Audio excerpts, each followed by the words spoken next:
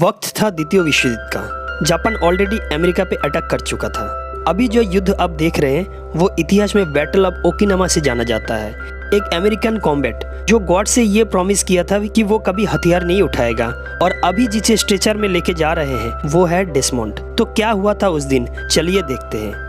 कहानी शुरू करने से पहले एक रिक्वेस्ट, जो भी इस वीडियो को देख रहे हैं वीडियो को लाइक करके चैनल को सब्सक्राइब कर दीजिएगा और बेल आइकन को प्रेस कीजिएगा अगले वीडियो की नोटिफिकेशन पाने के लिए। तो चलिए शुरू करते हैं। तो क्यों डेसमंड ने प्रॉमिस किया था कि वो कभी हथियार नहीं उठाएगा। ये कहानी की शुरुआत होती है 15 साल पहले। दो बच्चा, एक का नाम था डेसमंड और एक का नाम था हैरोल्ड, और उसके पिताजी का नाम था टॉम। टॉम एक रिटायर्ड जवान था। एक वक्त टॉम फ्रांस में जंग लड़ा था, लेकिन अभी वो डेस्परेट रहता है, ज्यादातर ड्रिंक करता है और ग्रेवयार्ड में जाके अपना समय पास करता है। ये वही ग्रेवयार्ड है जहाँ उसके दोस्तों को दफनाया गया था जो जंग में मारे गए थे। टॉम जंग को पहले से बहुत नजदीक से देखा था और वो जानता था जंग में क्या हो सकता है। इधर एक दिन डेसमंड और उसके भाई के बीच लड़ाई हो रहा था। डेसमंड एक ईंट से उसके भाई को मारता है। बचपन में डेसमंड बहुत ही गर्म मिजाज का था। टॉम डेसमंड को इस हरकत के लिए पीटने जा रहा था, लेकिन उसकी माँ उसे रोक लेती है। इसके बाद हम डेसमंड में एक बहुत बड़ा बदलाव देखते हैं। डेसमंड एक फोटो के सामने खड़ा है और ये एक धार्मिक फोटो था। फोटो देखने के बाद उसका पूरा मन चेंज हो जाता है। वो उसकी माँ से पूछता है कि माँ, आज जो मैंने भाई को मारा उसमें तो मर सकता था, अगर वो मर जाता तो गॉड मुझे कभी माफ नहीं करते। धीरे धीरे समय गुजरता है और हम देखते हैं कि डेसमंड एक धार्मिक लड़का बन गया है। एक दिन वो चर्च में काम कर रहा था, तभी रास्ते में एक एक्सीडेंट होता है और एक आदमी के पैर से खून निकलने लगता है। तभी डेसमंड जाके अपने बेल्ट से उसके पैर को टॉर्निकेट कर देता है और उसे हॉस्पिटल लेके जाता है। हॉस्पिटल में डॉक्टर बोलता है कि ऐसा टॉर्निकेट करके तुम बहुत अच्छा किया, और वो आदमी बच गया। हॉस्पिटल में डेसमंड के साथ एक लड़की की मुलाकात होती है। उस लड़की का नाम था डोरथी। अब डेसमंड हमेशा उस हॉस्पिटल में जाता है डोरथी से मिलने।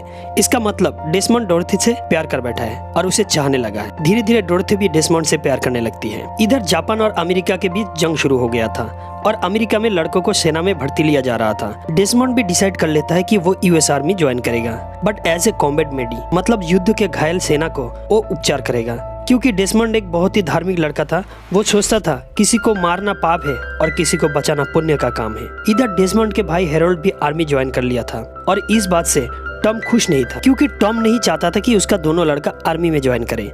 लेकिन डेसमंड और उसका भाई डिसाइड कर लिया था कि दोनों अपने देश के लिए कुछ करेगा। अब समय आता है ट्रेनिंग में जाने का। जाने से पहले डेसमंड डोरथी से मिलता है और दोनों डिसाइड करता है कि डेसमंड जब वापस आएगा तब दोनों शादी कर लेंगे। अब डेसमंड पहुंचता है फोर्ट जैक्सन, जहां से ट्रेनिंग के बाद उन्हें जंग में भेज दिया जाएगा। वहां पे बहुत आदमी के साथ डेसमंड का परिचय होता है। ट्रेनिंग के शुरू में वहां मुलाकात होता है सार्जेंट होयल के साथ। सार्जेंट होयल बहुत ही स्ट्रिक्ट आदमी था। उसका एक कॉम्पिटिटर भी बनता है जिसका नाम था स्मिटी। डेसमंड स्मिटी को हमेशा हरा देता था, जिस कारण से स्मिटी उसके ऊपर थोड़ा गुस्सा था। फिजिकल ट्रेनिंग खत्म होने के बाद अब आता है वेपन ट्रेनिंग की बारी, लेकिन डेसमंड साफ मना कर देता है कि वो हथियार नहीं उठाएगा।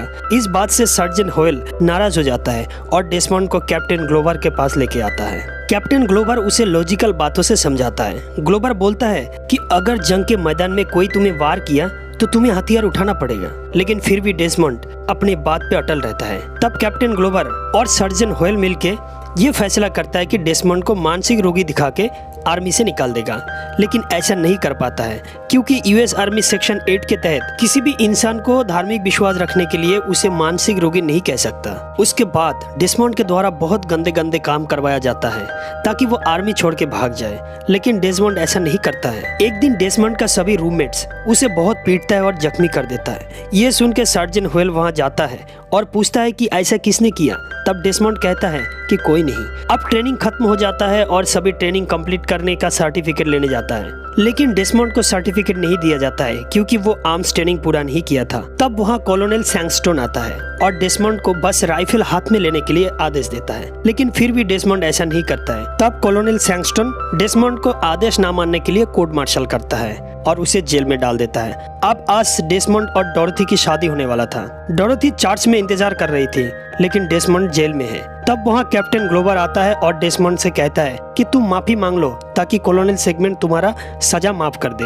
वहाँ डोरथी भी आती है और उसे समझाती है, लेकिन डेसमंड कंफ्यूज है। डेसमंड सोचने लगता है कि कैसे गॉड का दिया हुआ प्रॉमिस तोड़ दे, या फिर गॉड उससे कुछ और करवाना चाहता है। इधर कोर्ट में डेसमंड का हियरिंग होता है और वहाँ भी डेसमंड बताता है कि वो जो फैसला लिया है वो सोच समझ के लिया है। इसके बाद टॉम मतलब डेसमंड का फादर उसके एक फ्रेंड से मिलने जाता है जो उसके साथ फ्रांस में लड़े थे। वो अभी एक ब्रिगेडियर जनरल बन गया है और टॉम उनसे एक लेटर लिखवा के सीधा कोर्ट में जाता है। उस लेटर में लिखा था कि इंसान को उसका धार्मिक विश्वास रखने के कारण जेल में नहीं भेज सकते, और ब्रिगेडियर का लेटर मिलने के बाद कोर्ट से डेसमंड को आर्मी में लेने के लिए आदेश देता है। अभी डेसमंड और उसके बाकी सभी को 77 इन्फेंट्री डिवीजन में डाला जाता है। इसके बाद सभी ओकिनावा के लिए रवाना होता है।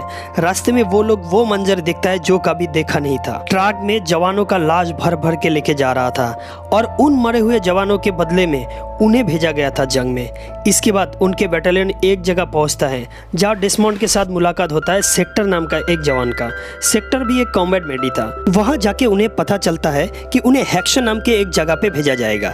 हेक्सो पर जापानीज आर्मी ने कब्जा कर रखा है और अमेरिकन उस रिज पे 6 बार चढ़ने की कोशिश की है, लेकिन 6 बार ही जापानीज आर्मी वहां से उन्हें नीचे गिरा दिया है। अब सभी उस जगह पर पहुंच जाता है। हेक्सो रिज एक ऐसा जगह था जहां कब्जा करने से अमेरिकन का जीत पक्का था। कैप्टन ग्लोवर वहां सबसे पहले आर्टिलरी से हमला करने का आदेश देता है और आर्टिलरी से बम गिराने के बाद यूएस आर्मी रस्सी पकड़ के उस रिज पे चढ़ने लगता है। जब ऊपर चढ़ता है तब देखता है कि वहां बहुत सेना की लाश पड़ी हुई है और तभी जापानीज उन पे हमला कर देता है। मतलब जापानीज अभी तक वहां पे छुपा हुआ था। इस हमले में बहुत यूएस आर्मी का जवान मर जाता है और बहुत सारा घायल भी हो जाता है। वहाँ डेसमंड दौड़ दौड़ के जो घायल है उनको मदद कर रहा है, लेकिन वहाँ यूएस आर्मी का ज्यादा जवान रहने की वजह से सभी जापानीज को मारने में कामयाब होता है। रात को सभी जवान रेस्ट कर रहा था, तब देखता है कि स्मिटी के साथ डेसमंड का दोस्ती हो गई है। दोनों बात कर रहे हैं। अमेरिकन सोचने लगता है कि जापानीज और नहीं आएगा, लेकिन इनका अंदाजा गलत निकलता है। दूसरे दिन सुबह बहुत ज्यादा तादाद में जापानीज आर्मी आता है और अमेरिकन पे हमला कर देता है। इसमें बहुत यूएस आर्मी का जवान मर जाता है। डेसमंड वहाँ भी दौड़ दौड़ के सब घायलों को मदद करता है। इस बार स्मिटी को भी गोली लग जाती है और स्मिटी मर जाता है। डेसमंड उसे बहुत बचाने की कोशिश करता है, लेकिन स्मिटी पहले से ही दम तोड़ चुका था। इस अटैक में यूएस आर्मी को वहां से भागना पड़ता है। मजबूर होकर कैप्टन ग्लोवर फिर यूएस आर्मी को आर्टिलरी अटैक करने के लिए रिक्वेस्ट करता है। आर्टिलरी अटैक शुरू होने से सभी वहां से भाग जाता है, लेकिन डेसमंड नहीं भागता है क्योंकि डेसमंड जानता है कि यहाँ भी बहुत सारे घायल जवान हैं जिसे उसकी जरूरत है। डेसमंड के पास हथियार नहीं है, फिर भी वो सबको बचाने के लिए चला जाता है। डेसमंड जापानीज आर्मी से खुद को छुपाते हुए एक एक करके घायल जवानों को हेक्सो रिज से नीचे उतारने लगता है। इधर रात भी हो जाता है और जवान बहुत सारे घायल हैं, लेकिन डेसमंड हार नहीं मानता है। वो ऊपर वाला का नाम लेता है और एक एक करके जवानों को रस्सी से बांध के नीचे उतार देता है। ऐसे करते करते उसका हाथ छिल जाता है, फिर भी वो सभी जवान को रिज से नीचे लेके आता है। दूसरा दिन जब कैप्टन ग्लोवर घायल सैनिकों से मिलने जाता है, तब वो जवानों से पूछता है कि किसने तुम्हें नीचे उतारा है। तब जवान बताता है कि डेसमंड ने सभी जवान को अकेला नीचे उतारा है।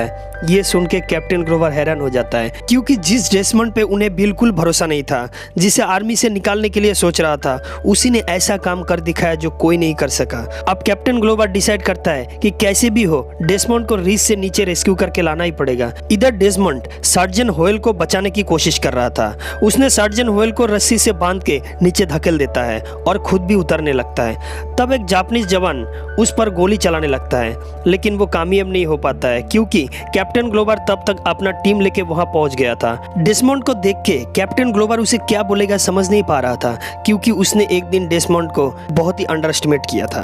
दूसरा दिन कैप्टन ग्लोवर डेसमंड के पास जाता है और उसे रिक्वेस्ट करता है कि ताकि आज भी वो सेना के साथ हेक्सो रिज पे जाए, क्योंकि हर एक जवान का कहना था अगर डेसमंड जाएगा तभी वो जंग पे जाएंगे।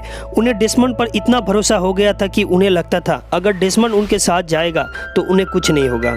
अब दूसरा दिन यूएस आर्मी फिर से हेक्सो रिज पे जाता है और इस बार अमेरिकन सेना की तादाद इतना ज्यादा होता है कि जापानीज सरेंडर कर लेता है। लेकिन 2 जापानीज जवान सरेंडर करने के बहाने में यूएस आर्मी के ऊपर ग्रेनेड फेंक के मारता है। तभी डेसमंड एक ग्रेनेड को हाथ से पकड़ के उनके ओर फेंक देता है और दूसरा को पैर से लात मारता है, लेकिन ये वाला ग्रेनेड नजदीकी फट जाता है और डेसमंड जख्मी हो जाता है। आगे देखता है कि डेसमंड को सभी स्ट्रेचर पे उठा के लेके जा रहा है और उसे भरोसा दे रहा है कि उसे कुछ नहीं होगा। डेसमंड के हाथ में बाइबल पकड़ रखा है और उसे हॉस्पिटल लेके जा रहा है और यहीं पे फिल्म खत्म हो जाता है। और ये है असली डेसमंड जो ओकिनावा के जंग में ऐसा काम किया था।